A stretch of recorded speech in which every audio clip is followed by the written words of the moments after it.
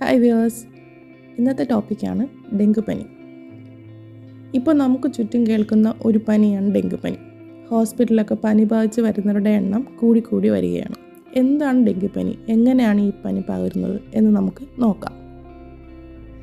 Aedes aegypti ഇനം പെൺകൊതുകുകൾ പരത്തുന്ന dengue virus മൂലമുണ്ടാകുന്ന ഒരു രോഗമാണ് ഡെങ്കുപ്പനി. എന്താണ് ഡെങ്കുപ്പനിയുടെ ലക്ഷണങ്ങൾ എന്ന് നമുക്ക് നോക്കാം. അതിതീവ്രമായിട്ടുള്ള പനി, കടുത്ത തലവേദന, കണ്ണുകൾക്ക് പിന്നിലുള്ള വേദന, കടുത്ത ശരീരവേദന, തൊലിപ്പുറത്ത് ചുവന്ന പാടുകളായി കാണുന്നു, ഛർദിയും ഓക്കാനൊക്കെ ഉണ്ടാകുന്നു. ഇതൊക്കെയാണ് പ്രധാനമായിട്ടുള്ള ഡെങ്കു ബാധിച്ചാലുണ്ടാകുന്ന ലക്ഷണങ്ങൾ. എന്നിരുന്നാലും ചിലപ്പോൾ ഗുരുതരമായ മറ്റു ചില പ്രശ്നങ്ങളും കൂടി ഡെങ്കു ബാധിച്ചു കഴിഞ്ഞാൽ ഉണ്ടാവാറുണ്ട്. ഡെങ്കു ഹെമറാജിക് പനി, ഉയർന്ന പനി, അതായത് ലിംഫ്, രക്തക്കുഴലുകൾ എന്നിവയ്ക്ക് കേടുപാടുകൾ, മൂക്കിൽ നിന്നും മോണകളിൽ നിന്നുമൊക്കെ രക്തസ്രാവം ഉണ്ടാവുക, കരൾ വലുതാകൽ, രക്തചംക്രമണ വ്യൂഹത്തിൻ്റെ പരാജയം എന്നിവയാൽ കാണപ്പെടുന്ന അപൂർവ സങ്കീർണതകൾ ഇതിൽ ഉൾപ്പെടുന്നു. രോഗലക്ഷണങ്ങൾ വൻ രക്തസ്രാവം, ഷോക്ക്, മരണം എന്നിവ വരെ ഉണ്ടാവാനുള്ള സാധ്യതകൾ കൂടുതലാണ്. ഇതിനെ ഡെങ്കി ഷോക്ക് സിൻഡ്രോം എന്ന് വിളിക്കുന്നു. കൃത്യമായ ശ്രദ്ധ കൊടുത്താൽ തന്നെ നമുക്ക് ഡെങ്കു വൈറസ്, അതായത് ഡെങ്കുപ്പനി നമുക്ക് തടയാൻ സാധിക്കും.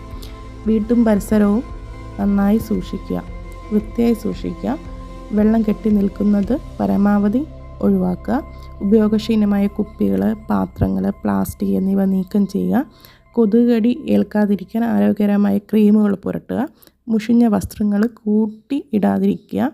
അപ്പോൾ കൂട്ടിയിടുന്നതുകൊണ്ട് വീണ്ടും ഈ കൊതുകുകൾക്ക് വന്നിരിക്കാനൊക്കെ ഉള്ള സൗകര്യം നമ്മൾ ഉണ്ടാക്കി കൊടുക്കുകയാണ് ചെയ്യുന്നത്. അപ്പോൾ അത് ഒഴിവാക്കുക. മോസ്കിറ്റോ നെറ്റുകൾ ഉപയോഗിക്കുന്നതും ഘടിപ്പിക്കുന്നതൊക്കെ കൊതുകുകളെ വരവ് തടയാൻ വേണ്ടിയിട്ട് സഹായിക്കും. ഡെങ്കു ലക്ഷണങ്ങൾ അനുഭവപ്പെടുന്നുവെങ്കിൽ അത് സ്ഥിരീകരിക്കാൻ ഏറ്റവും നല്ല വഴി പ്ലേറ്റ്ലെറ്റ് അളവ് പരിശോധന തന്നെയാണ്. ഇതിനായി വിശദമായ രക്തപരിശോധന നടത്തേണ്ടതാണ്. ഡെങ്കു NS1 ആൻറ്റിജൻ പരിശോധനയും നടത്തേണ്ടതാണ്. ഡെങ്കു സ്ഥിരീകരിക്കുന്ന 70 തൊട്ട് 90% ആളുകളുടെ പ്ലേറ്റ്ലെറ്റ് അളവ് 1,00,000 താഴെയായി കുറഞ്ഞു കാണാറുണ്ട്. ബാക്കി വരുന്ന 10 തൊട്ട് 20% ആളുകളിൽ അതിലും അപകടകരമായ അവസ്ഥയിലോട്ട് പ്ലേറ്റ്ലെറ്റ് കുറയുന്നതായും കാണാറുണ്ട്. ഡെങ്കിപ്പനി ലക്ഷണങ്ങൾ കണ്ടാൽ ഉടൻ തന്നെ സ്വയം ചികിത്സ തേടാതെ ഡോക്ടറുടെ അടുത്ത് ചികിത്സ തേടുക എന്നുള്ളതാണ് നമ്മൾ മെയിനായിട്ട് അറിഞ്ഞിരിക്കേണ്ടതും ചെയ്യേണ്ടതുമായിട്ടുള്ള കാര്യങ്ങൾ. അപ്പോൾ എല്ലാവർക്കും ഈ വീഡിയോ ഇഷ്ടപ്പെട്ടു എന്ന് കരുതുന്നു. അപ്പോൾ നെക്സ്റ്റ് വീഡിയോ എന്ന് പറയുന്നത് നമ്മുടെ സാധാരണയായിട്ട് ഉള്ള പനികൾ, അതായത് നമ്മൾ വൈറൽ ഫീവേഴ്സും ഡെങ്കു ഫീവേഴ്സും എങ്ങനെ നമുക്ക് തിരിച്ചറിയാൻ പറ്റും. സാധാരണ ഇപ്പോൾ ഡെങ്കു ഫീവറൊക്കെ ആകുമ്പോൾ എല്ലാവരും വൈറൽ പനി എന്നുള്ള രീതിയിൽ നമ്മൾ അത് മൈൻഡ് ചെയ്യാതെ പോകാറുണ്ട്. അപ്പോൾ എങ്ങനെ നമുക്ക് അതിനെ തിരിച്ചറിയാം എന്നുള്ളതാണ് അടുത്ത വീഡിയോ.